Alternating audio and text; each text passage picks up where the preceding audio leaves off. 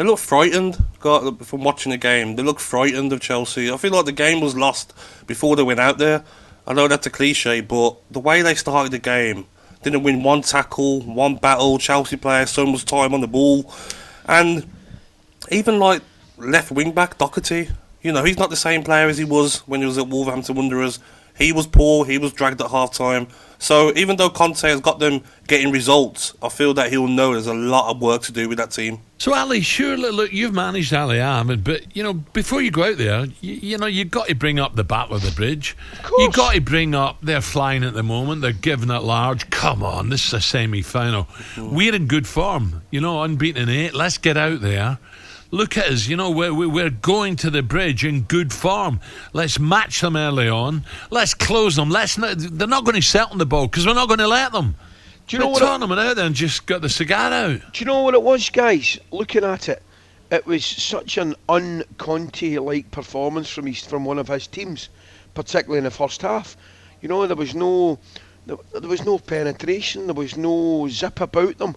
I thought they got overran in midfield. I thought Chelsea came into traps, as I said earlier, lightning quick. They were closing down. The way they closed down for the first goal, second goal was a joke. The way they closed down for the first goal was immense. Never gave them any time. But you know what I thought, Gabby, and I said to Al and Henry Winter, I don't know whether you agree, Gab.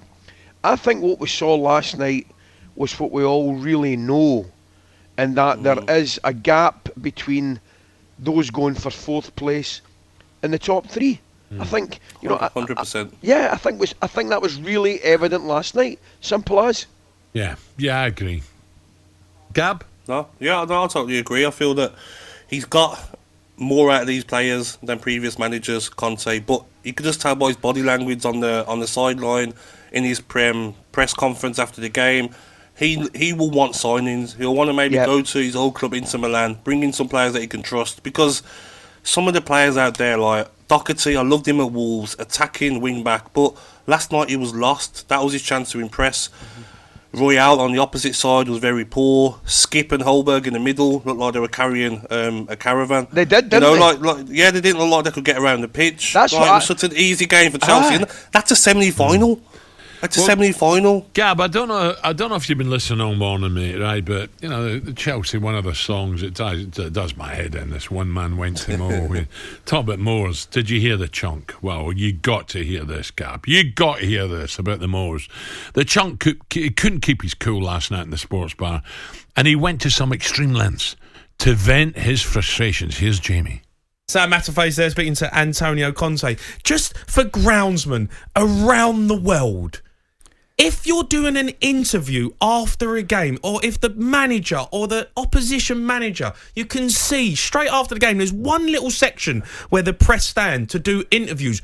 Please go and mow the grass across the other side of the pitch hang on a for minute. 10 minutes. Jamie, hang on a minute. Crying out loud. The man's just doing his job. Yeah, but cutting the grass at half 10 is a at night. football pitch. I wouldn't want that You job. can see that there's one little section on a football pitch that the press are allowed to do every single week in the same place. Jamie Titmarsh O'Hara there. What do you make of that, Gab? I think maybe in the past, the groundsmen at Wolves and Spurs maybe give him a bit of banter. He's fell out with them. They've had him on toast. And he's got previous groundsmen, hasn't he? At 10:30 at night, they want to get home, Jamie. Not wait an hour till the interviews are done, and then all right, then we'll start cutting the lawn at 11 p.m. They want to get home to their beds. Don't forget Groundsman of the Year at Gillingham as well. By the way, I've got to say, that's got to be the last throw of the dice, isn't it? When your team get beat, when your team get battered in And the you blame semi-final, the poor guy and in the mower. you're having a guy doing his graft at half past 10 Jamie at wants night. him. Jamie wants him to start at 12 at night, and then be cutting the lawn till 2 a.m.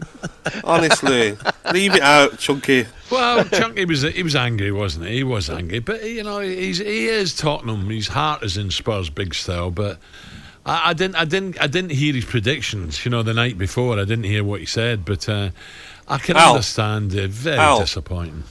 Them Spurs players will win the same amount that I won. Nothing. Simple as that. They look like they haven't got it in them to win a trophy. None of them. Funny enough, someone texted me and said, well, you yourself did say they don't realise it's a semi-final. Absolutely. I couldn't believe it. That was, and from what I gathered, You know, it sounded noisy enough to me at the bridge, but a couple of people said, oh, this is a bit flat. You know, there's no noise, and Tottenham haven't turned up. And I'm like, it's a semi-final first leg. Why? But there was no tackles from Spurs. You know, like every time Mount got on the ball, Ziyech, they could cut in, they could play the 1-2s. Where's the Spurs players that are going to go in and put in a crunching tackle? Show that it's a semi-final. Show that you want to win a trophy. You haven't won a trophy in so long, and you're not going to win a trophy in another 10 years So if you play like you did last night. With Lucas Moura and Song, is that to save them for the second leg, or is it just a case of, I can't think they weren't playing well. No, I know they weren't playing well, but you need a goal to get back in the tie, surely. Well, watching Moura, Son and Kane, they wouldn't have scored in 2 hours last night. You know, they offered nothing going forward. Rudiger was outstanding.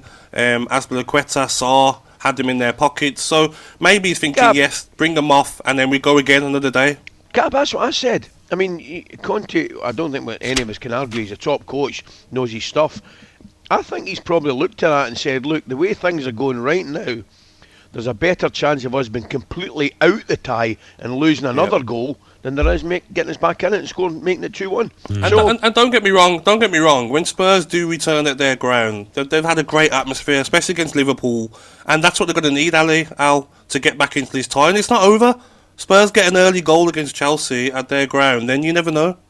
Okay, I hate to do this, but I have to do this. Any angry groundsman out there, if you're listening, that have a response or a message for the chunk Jamie O'Hara after he gave the Chelsea groundsman some pelters last night, give us a text. Let's bombard the sports bar tonight, groundsman. Let's give them some, shall we? 81089 or call us 03717 22 3344. Get all your groundsman mates. Come on, give them some. How can he blame the groundsman